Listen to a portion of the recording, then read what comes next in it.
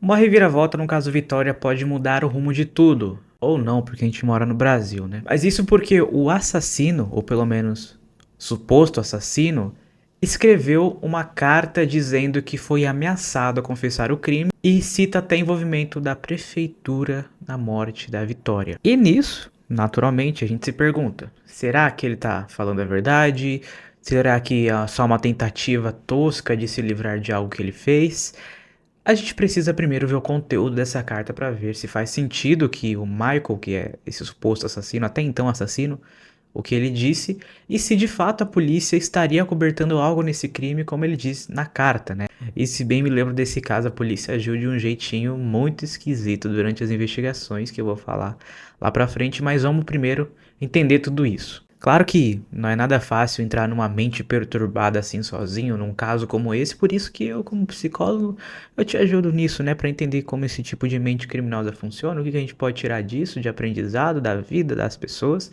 Então, se você gosta de desvendar mentes por trás de atos sombrios, como aconteceu nesse caso aqui, você tá no canal certo. Lembrando que os detalhes dessa notícia são do jornal Metrópolis. Bom, sobre a carta do Michael, resumidamente, são 4 páginas de carta. É coisa curta até, né? Então, essa carta foi escrita no dia 8 de setembro desse ano, né? O Michael Salles dos Santos, que nesse momento ele é apontado como o único suspeito de ter matado a adolescente Vitória Regina, de 17 anos, em Cajamar. E por meio dessa carta ele alegou ter sido forçado, por meio de ameaças e acusações feitas pela polícia civil, a confessar um crime que ele não cometeu, segundo ele, né? Lembrando que a Vitória Regina, ela foi encontrada morta no dia 5 de março desse ano em uma área de mata ali de Cajamar, na Grande São Paulo. O Michael assinou uma confissão 12 dias depois do crime, né? E o jornal Metrópolis teve acesso a essa carta escrita por ele, que está preso preventivamente desde abril. Nessa carta de 4 páginas, né, ele fala que ele narra o que teria sido, como teria sido supostamente construída a própria confissão, o que ele diz que é algo inventado, né? Nessa carta ele fala que se tem alguém acobertando o crime contra adolescente, é a polícia. E aí o Michael começa narrando, né, como ele ficou sabendo, com surpresa, dessa própria confissão que ele teria feito no dia 17 de março, né? Ele diz que começou a ouvir barulhos na rua, com helicópteros da imprensa, quando os advogados dele, acompanhados de 2 membros da OAB, foram ali até a cela dele, que ele já estava preventivamente, para falar sobre as notícias da confissão dele que estavam sendo amplamente divulgadas ali por canais de televisão. A ele, o Michael fala que estranhou essa informação, né? Porque ele não tinha envolvimento no que aconteceu com a Vitória, ele não tinha confessado nada a respeito disso a nenhum policial no dia, né? Mas nesse mesmo dia, mais pra frente, ele afirma que recebeu na própria cela a visita do investigador-chefe acompanhado de um policial. Nesse momento, segundo Michael,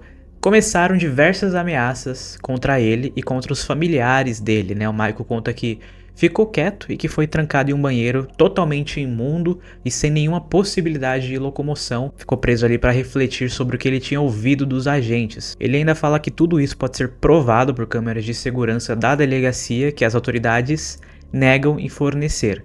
E aí, meia hora mais tarde, os investigadores teriam voltado a esse banheiro e levado Michael até a sala do delegado, onde ele se encontrou com 3 policiais, que ele cita o nome dos policiais nessa carta, e com o secretário de segurança de Cajamar, um escrivão e uma advogada, né? Além de um guarda municipal que estava na primeira perícia feita no carro dele. Nisso, o Michael conta que pediu a presença da própria defesa, mas que teria sido avisado que os advogados dele abandonaram o caso e que por isso a advogada ali presente iria representá-lo. E ele conta que ficou em silêncio após confirmada essa ausência da equipe de defesa dele e que a partir desse momento o delegado do caso passou a fazer ameaças e acusações para tentar coagir. Na carta ele fala que o delegado chegou a dizer, abre aspas, né? Você acha que não consigo fazer a perícia, te f***, seu lixo.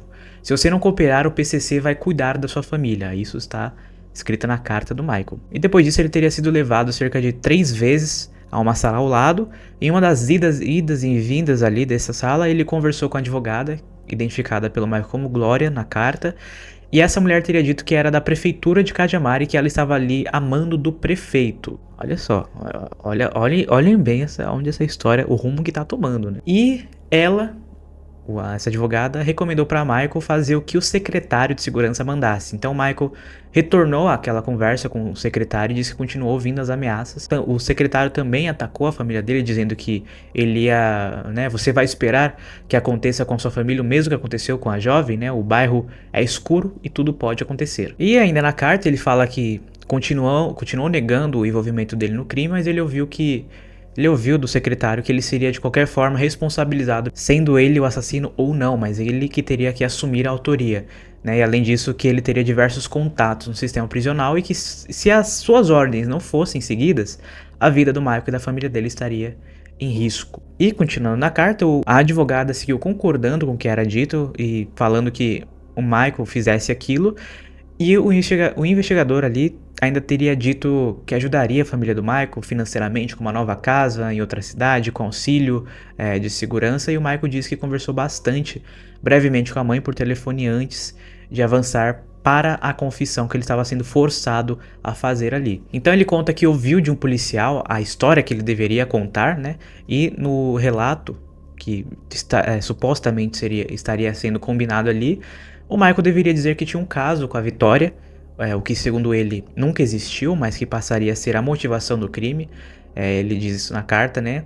E ao chegar na sala do delegado desse caso, o Michael disse que foi recebido como uma ameaça por parte da autoridade policial. Então ele começou a contar a confissão que tinha sido combinado alguns momentos antes, né? Em algumas partes do depoimento ele disse que esquecia qual seria a resposta, mas as autoridades auxiliavam ele, inclusive até o próprio escrivão auxiliava ele a completar as respostas que ele deveria dar, e no final da carta ele acusou a própria polícia de Cajamar de estar acobertando o crime da menina Vitória. E a dúvida que fica no ar é o que levaria o Michael a escrever essa carta. Ele tá mentindo? Ele tá falando a verdade? Cara, nesse momento o principal mistério é essa acusação, né? Ele acusa a polícia de estar encobrindo a verdade sobre a morte da Vitória Regina. Por quê? Qual o desejo do Michael fazendo isso? Bom, ele pode ter de fato o desejo de se provar inocente, porque ele realmente pode ser inocente, ou simplesmente fugir das responsabilidades dos seus atos, inventando uma história a partir dessa carta. Tem essas duas possibilidades. Então seriam as motivações dele, mas ele tá falando a verdade? Olha, se bem me lembro, durante a cobertura desse caso, a polícia cometeu uma série de erros na investigação desse caso, né? Uma delas é a demora da polícia nessa investigação, que é muito curiosa. Eles demoraram muito para achar o corpo da Vitória, para fazer a reconstituição dos fatos, para identificar um suspeito. Não é algo assim que estava difícil de acontecer a reconstituição, né? Eles demoraram no processo, que normalmente não é para ser demorado. Todo o processo demorou mais que o normal de uma investigação de polícia, e que é muito esquisito para um caso que foi amplamente televisionado. Uma outra coisa curiosa, que eu fiz um vídeo inclusive, né, que tá lá no meu Instagram e outras redes, que o delegado fala que a literatura diz que todo psicopata age sozinho, e como o Michael era um psicopata, ele logo agiu sozinho. O que é muito errado isso que o delegado fala, cara. A exemplo disso temos Suzanne Richthofen, que agiu com seu namorado e seu cunhado. Temos os canibais de Garanhuns, que agiam em trio. Então não há nada na literatura que diga que um psicopata age sozinho. Ele inclusive pode agir com mais um psicopata, mas que em algum momento ali o conflito de interesse aconteceria. Mas os psicopatas não necessariamente agem sozinhos. Nem tem nenhum indício de que o Michael é psicopata só porque ele cometeu um crime. Um crime, supostamente, né? Um crime não define alguém como psicopata, mas o histórico de vida, sua forma de se comportar, sua forma de viver em sociedade define. Não porque cometeu um crime. Então, falar que o Michael é psicopata porque ele teria cometido esse crime e psicopatas agem sozinhos, isso foi totalmente equivocado por parte desse delegado em falar isso. Além disso, a polícia rapidamente acatou isso de que o Michael agiu sozinho.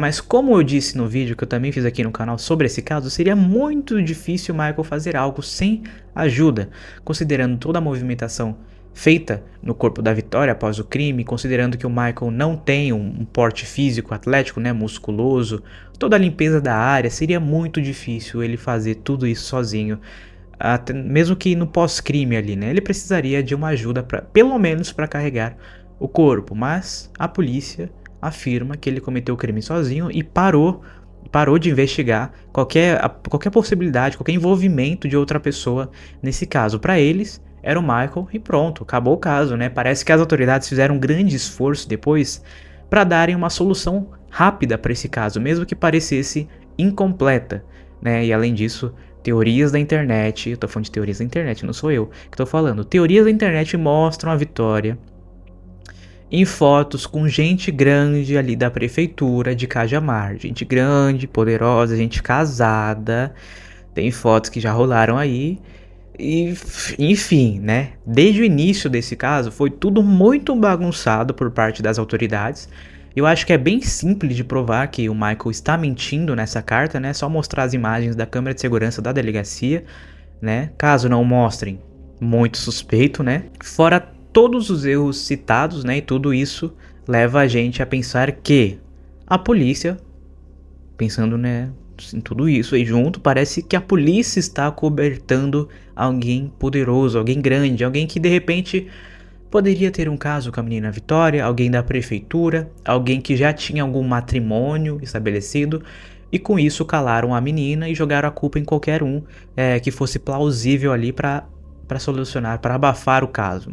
Mas não sei, né? Mas eu acho que isso não foi, mas eu acho que esse pensamento não foi só eu que tive em relação a esse caso e nem é pela carta do Michael. Essa carta sendo verdade ou não, não importa muito. Esse pensamento é algo que desde o início já me dava essa impressão aí de que, pera, tem algo mal explicado nesse caso. Por que já definiram que é o Michael, não estão procurando um segundo suspeito? Como assim? Ele é psicopata, então ele agiu sozinho? Por que tá demorando tanto? Sabe, erros bobos da polícia. A mídia já esqueceu esse caso, ninguém fala mais desse caso. Enfim, mas são impressões, são pensamentos, são hipóteses, não tô afirmando nada, né? Mas, procurada, a Secretaria de Segurança Pública afirmou que o teor da carta é investigada por meio de apuração preliminar instaurada pela Corregedoria da Polícia Civil e que a denúncia apresentada é investigada. E, em nota enviada ao Metrópolis, a Prefeitura de Cajamar repudiou a carta e classificou as declarações feitas no texto como infundadas, mentirosas e criminosas, alegando que foram feitas com o claro objetivo de desviar o foco das investigações e criar suspeitas infundadas contra gestores públicos que nada têm a ver com o caso. E a investigação segue sob responsabilidade da Polícia Civil e do Ministério Público e conta com a colaboração da Prefeitura. Ou seja, as autoridades de Cajamar disseram que isso é mentira, não tem nada a ver. Todo mundo que o Michael citou, na verdade, é inocente. Eles explicaram lá que a advogada nem é da prefeitura em si, ela presta serviços, enfim. A prefeitura negou tudo o que o Michael disse. Mas você acha que a polícia tá mesmo acobertando algo? Tem algum outro erro das autoridades nesse caso que você acha estranho? Com carta ou sem carta? Eu sei que a nossa lei é muito esquisita, os criminosos de verdade nunca são verdadeiramente punidos como deveriam, por isso que eu sempre fico com o pé atrás em relação ao sistema de justiça, né? Como sempre falo do caso da menina Nicole, que me deixa revoltado, os adolescentes de menores de idade, né, que cometeram um crime assustador, mas que provavelmente daqui a uns 2 anos estarão soltos de novo, porque nosso sistema é isso. Se não sabe do que eu tô falando, é só ver o vídeo aí na tela.